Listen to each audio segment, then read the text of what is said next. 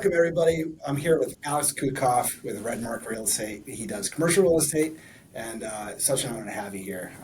How are you doing? Yeah, thanks. Good to be here. Doing good, doing good. It's funny, I'm used to this building from leasing space here, You did.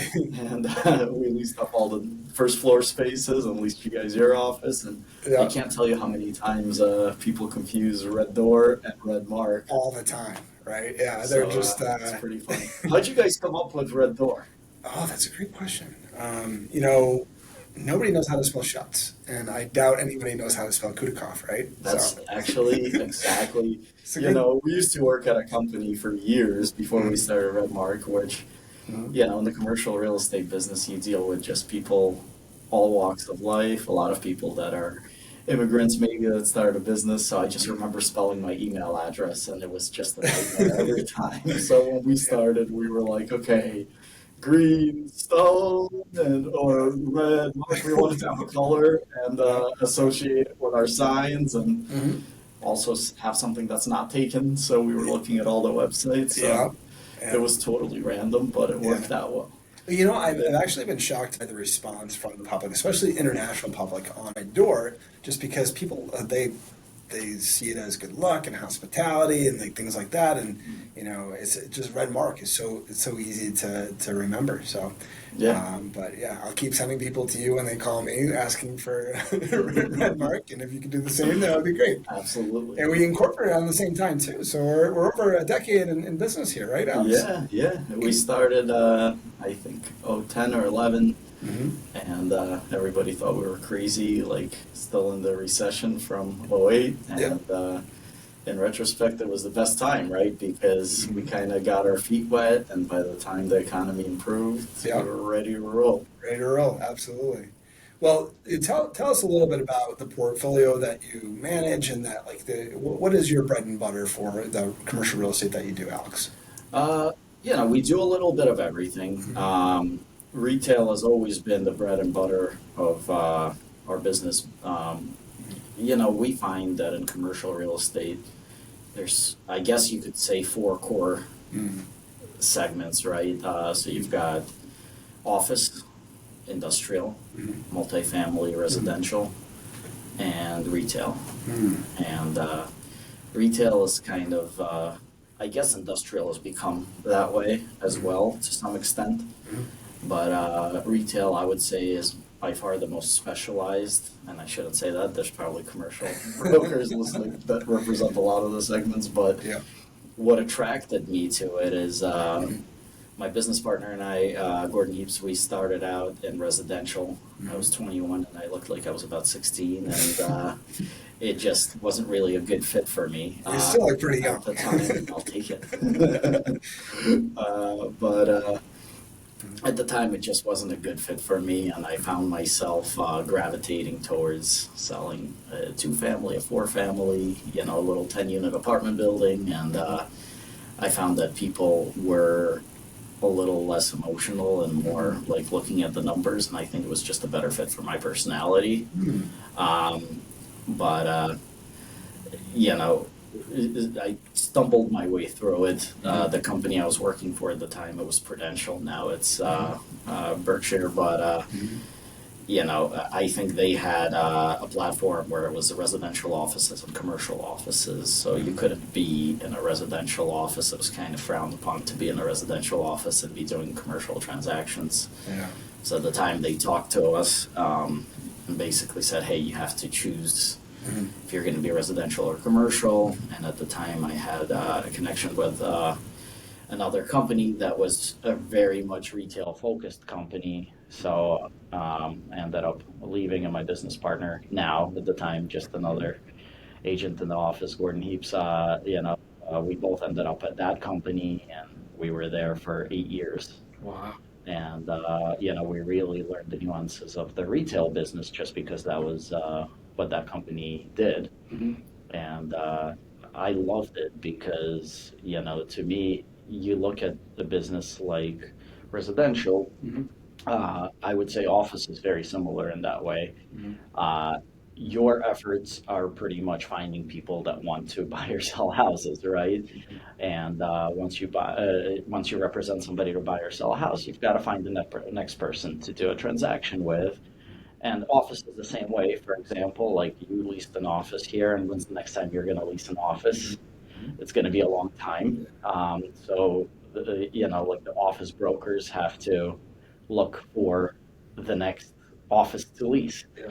And I was drawn to retail because it's the total opposite of that. The hardest part about retail is getting an account. Mm. But once you have a retailer that you represent, or you have a landlord you represent, especially on the tenant representation side, it's very scientific. So you learn the criteria of what that retailer is looking for, and it really varies depending on who they are. But let's say it's McDonald's, or somebody like that. Like they're gonna say, okay, like we need to be at this intersection at the traffic light.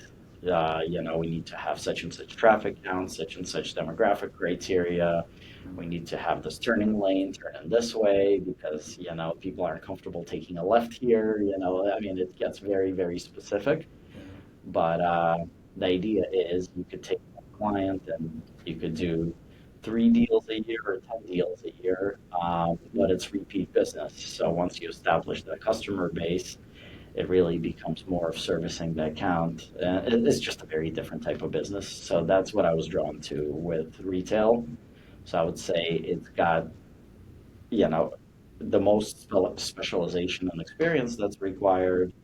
But on the flip side of that is once you learn the business, I think it's a niche and there's very few companies or very few individuals that do it at a high level. So I think, for us, we like that. Yeah. So. Well, you've obviously done really well, and you knock it out of the park for people, which I think is great. If you were to speak to like an agent that was thinking of getting into commercial real estate, like you mentioned, it's more calculated.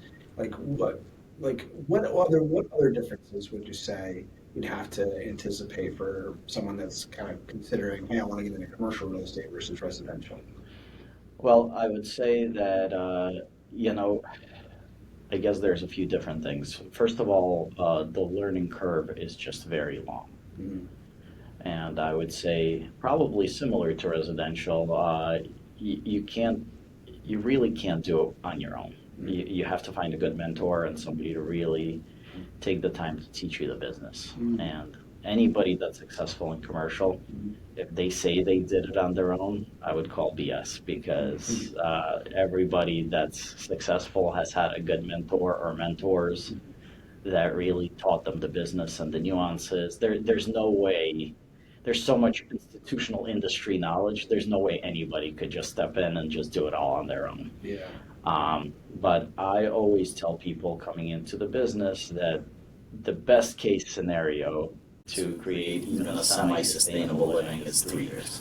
3 years. Wow. That's funny because in residential, it's like 3 months. Right. And even sometimes, if you have the right size database, you can actually have deals that are pending while you're in school.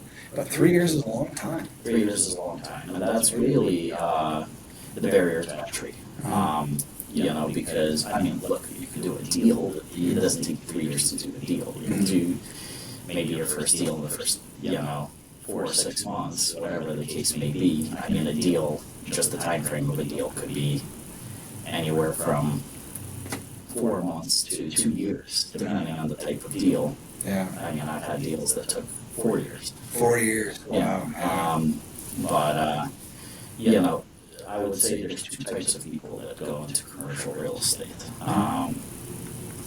There are people that come from families that are business families and grow up in that environment, and they have a network, and they leverage that network, and they have a support system where they could have some help sustaining themselves for a period of time while they ramp up.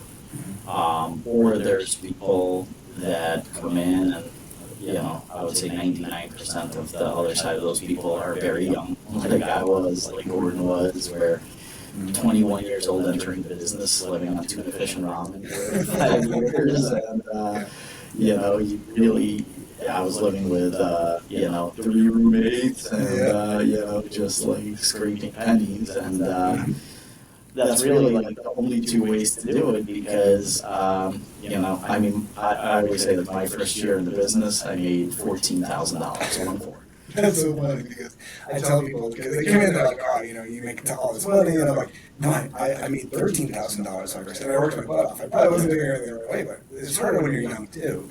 But you work so hard, you know, and you have to build that business. And I see so many people that they plant the seeds with their people and their database, and then they exit the business. They don't wait to see the fruition of their, you know, they reap their harvest. Yeah. But that's great. So you obviously come a long way. And how many years have you actually been doing it now? Over 20. Been over 20. Yeah. Wow, congratulations. That's great. Started in 03, so.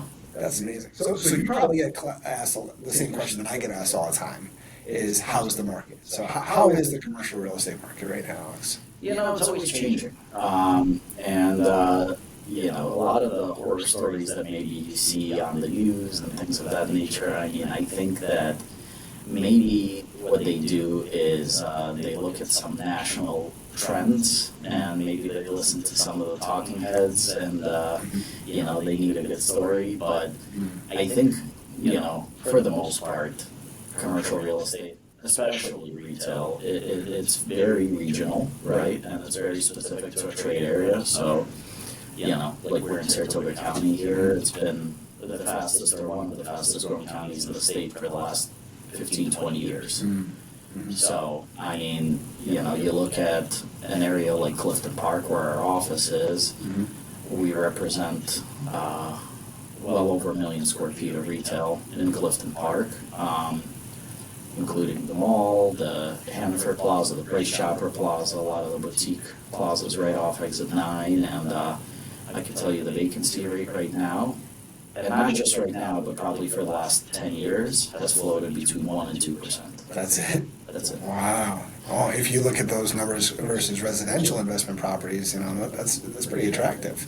Right. And I think a lot of people... Well, it's attractive, but it's not attractive because there's not a lot of, there's good and bad, everybody wants to be there. There's less deals for us to do as brokers, but the good thing is that, you know, for the landlords, it's very stable and it's great. And for the tenants, we see very high performance metrics for just about every national retailer that's there, which is why you see all that national retail in Clifton Park, because they all like predictability. So this is just like a number I heard years ago. I don't really know what it is these days, but years ago I heard some kind of metric that on average a national retailer was within 3 or 4% of their sales projections in Clifton Park. Wow. So they could go into the market. You know, it's a very, again, good and bad, but it's a very homogeneous population where, you know, most of the population have a very similar income base. They have, you know, house with a white picket fence, 2 kids, a dog, you know, like, so the retailer knows what to do with that. You know, so they could come in and they could say, okay, we're gonna have, this store is gonna do $2.2 million in sales, and again, on average, if they could be within 3 or 4% of that, it's a very easy deal for them to make because they know exactly what they can afford to pay in rent. They know exactly what their operating costs are going to be, so it's very attractive to retailers for those reasons. Yeah. Well, it's great that, you know, I think it's a little bit harder to evaluate. You just kind of simplified it. How do you evaluate what your typical rents and leases, you know, amounts are, or how much is the property worth? And, you know, with residential, it's a little bit easier because you look at, you know, your comps and stuff. You know, I think that when people are investing, sometimes they do flirt with the idea of moving into the commercial space for longevity, and then you're more of what they call a mailbox investor, right? Where your tenants are now paying nets. Can you explain what a net is? Sure. So, you know, first of all, what a net is it's a pass-through of operating expenses. So in residential real estate, let's say you're going to rent an apartment, you would have what's called a gross lease, right? So you're going to go into the apartment, you're going to sign a lease for $2,000 a month, and it's going to be a 1-year lease. And then next year, your landlord's going to basically look at their operating expenses, and they're going to say, okay, my mortgage is X, my taxes are such and such, you know, insurance costs, common area costs, meaning, you know, changing the light bulb, cleaning the parking lot, landscaping, snow plowing, and so forth. And based off of that, if there's an increase in those costs, the landlord might say, hey, now your rent is $2,100 a month, and so forth. In retail, or in commercial in general, most leases are net leases, where they are very long-term, right? So a tenant might have a 5-year lease, a 10-year lease, or a 20-year lease, with renewal options at a pre-negotiated rental price. So the rental price is really the rent that goes to the landlord. And then the tenants will pay their pro rata share of the operating costs, which are the taxes, the insurance, the common area costs for the whatever it is, whether it's a industrial building or a retail building or whatever the case may be, because the landlord has no idea what those costs are going to be in 7 years. Yeah. So the tenant basically says, okay, whatever those costs are, I realize I will pay them in addition to rent, so the landlord could really determine what their profit's going to be. Wow, I see. It seems like a cleaner way than residential, because residential, you have to do a reevaluation and then hit the tenant with like, taxes went up this much, or insurance or plowing costs went up this much. So it actually can be cleaner, and you're more secured, where you have, instead of a 1-year lease, now you're having a 5 or even a 10-year lease? Or a 20-year lease, but I think the difference is that in residential, you're not gonna, like, if you're renting an apartment, you're not gonna sign a 5-year lease or a 10-year lease, because, it's a little more transient and everybody's situations are different. In commercial, the tenants have no choice but to sign long-term leases because they make huge investments. Oh, yeah. Right, so like this plaza, we did all the retail deals on the first floor, so, I could give you an example, like, for just take any tenant, but like for instance, Five Guys Burgers, at the time they did that, their build out might have cost them $600,000-$700,000. Wow. Today it's over $1 million. So you can't build out a space like that as a tenant and then sign a 1-year lease. And then next year, not know what your rent's going to be, or if you still have, you can't make that investment and not be secured in that investment and being able to make a return. So you make that investment as a tenant, projecting a sustainable amount of time, whether that time is 10 years, 20 years, 30 years, you have a window to make a return on that investment, pay that investment off, and then over time, obviously make a profit. So it's just a totally different dynamic. So, the tenant has to sign a long-term lease. Same thing for the landlord, right? Because the landlord has a lot of investment as well to do a deal. So with that Five Guys, the landlord has to deliver them a vanilla. They have to build a brand new building, right? Which is expensive. They have to go take out a mortgage on it. They have to build it out. They have to deliver whatever the tenant needs delivered, which might be a vanilla box, could be a warm shell, whatever the tenant requires. There's tenant improvement allowances that these tenants require. So the deal might cost the landlord $300,000 to deliver the space, right? So, both the tenant and the landlord need time to make a return on their investments, but there's got to be certain mechanisms in place to protect both sides. So for the tenant, it's term of lease, and there's obviously various other mechanisms in the lease. For the landlord, it's triple net lease structure. So, if in 5 years the town decides we're going to double taxes on this property, the landlord can't eat that. Yeah. So, because that would make monthly on the property. So there's a significant higher investment from the tenant on a commercial deal, because it's being delivered warm shell or vanilla box, right? well, yeah, and there's other ways that spaces get delivered, but 90 now make a significant investment in their business, whether it's a brand new space or it's a space where there was another business there before. You have to make it your own. You have to make it whatever you're gonna intend to use it for. So, well, that's a lot of great information, and I think from a tenant's perspective too. Someone's starting their own business. They're like, hey, I want to move out of my house and have my printing company a little space, or I want to do this or that, or I want to buy a franchise. What about like anchor tenants, and like what a tenant should look for when they're shopping the space? Like you mentioned traffic flow, and what else are the top 3 things that you think a tenant should really consider? I mean, it really depends on who the tenant is. So, these national tenants are very sophisticated, right? Like they know their business better than anybody, right? So, depending on who you are, the example I gave was McDonald's before. So, McDonald's is going to consider, those factors. They need to be at, so I actually asked years ago, tenants like McDonald's, like CVS, I asked them years ago because I was fascinated by it when I was starting in the business.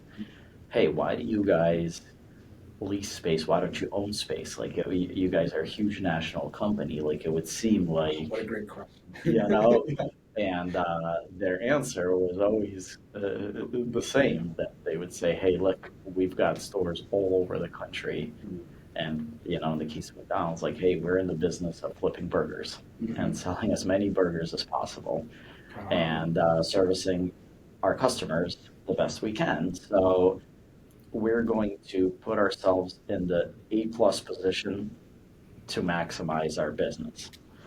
And, in most cases, to be at the best intersection in the town, you couldn't buy that prototypical, 1.5 acre parcel at the best traffic light, to do that. So we rely on developers, shopping center owners, and so forth, because, and again, let's say 95% of the cases, that's what it's going to be in every market. Ah, ah. So, if we go to the B site where we can own the real estate, maybe we'll own the real estate, but we're going to have our sales are going to go from 3.2 million to 1.6 million. I see. Yeah. So just have to put ourselves in the best position for our business. So it allows them to maybe open multiple stores in the Class A space or in an area where they're going to get a lot more traffic. That makes sense. Yeah, and it's not just traffic. It's, they have a lot of different criteria for whatever their business model is. But generally speaking, these retailers are in the business that they're in. So are there retailers that want to own their real estate? Absolutely. But I would say for the most part, you look at every national chain throughout the country, 90% of the time, they're going to be in the best location to maximize their business model and maximize their sales I see. and service their customers, which in most cases is going to be not an ownership type of situation. Yeah. That's so smart. It's I'm glad that you brought that up, Alex, because I look at companies like Stewart's, and they seem to have found a niche with buying. What do you think? Well, they're very different because they're not a national company. They're regional and they're really local to the trade area. So, you know, they're intimately familiar Mm. with all the real estate that they occupy, whereas a national company can't be intimately familiar with the real estate they occupy throughout the whole country. Yeah. You know, um, One of my first accounts I remember when I started in the business a very long time ago was Radio Shack. Radio. Kind of ages me, I guess, Are they but still no. around? But I just remember at the time, like, it was actually a really, it was one of the accounts where they weren't big deals, but they were big for me at the time. But they had a Radio Shack everywhere. And I just remember, getting in my car, having no money, and just like driving between Albany and Buffalo and north to the Canadian border. And back then, they didn't have like all the computer tools that we have now. So I had a big Jamapco map, Oh yeah, yeah. and I had like one of those label makers, and I would get into a market, and I would have to map it out for myself. Okay, the Walmart is here, putting the tab on. Here's this, here's that. Yeah. It was actually I guess from a learning perspective, probably a much better way to learn than now because you couldn't forget it. You had to drive through it all individually, see it and feel it. But that retailer had. I mean, I've got to say, probably we would probably visit on any given tour 50 stores, and Wow. that was just my little geography. And then think about the whole country, Oh, right? And that's why they needed companies like us, and they needed somebody to be boots on the ground and actually be in every market. And you can't understand that nuance. Like if you or I went to somewhere in North Carolina, and we're not talking about like a major city, like just somewhere, you know, that's the equivalent of Malta, North Carolina, you wouldn't understand the nuance of like how somebody gets off the exit and comes through here, so they need companies like us to be the boots on the ground and like really understand how people shop, how people live, and really analyze. And these retailers, they would have maybe a real estate they would have, you know, four directors of real estate, maybe for the country. That would be like northeast, southeast, northwest, southwest, right? So you couldn't possibly know everything. Yeah. And then under them, they would maybe have real estate managers. I'm just saying this as an example, but that's generally the way all these retailers do things. So the real estate manager might have four states. Wow. So there's no way No. that it's impossible, like it's a full-time job for us to do our little territory, right? Like there's no way anybody could really intimately know every Radio Shack in four states. Yeah. So that's really the reason they needed us, and that was All the other things, and being able to provide some insight on like, hey, should you put your shop here? Should you put your store here? Right. So that's great. So you've obviously done really, really well for your clients, and I'm glad that we're able to sit in the same room and talk about commercial real estate, because I think a lot of people have a lot of questions, whether they're looking to become a tenant or a landlord. Sure. I think that we can help a lot of people out with knowing where to shop. Yeah, absolutely. Yeah. This is great. Dude, thank you for coming on the show. I appreciate it. Absolutely. Thanks for having me. All right, Thank you. Thank you. Yep, appreciate it.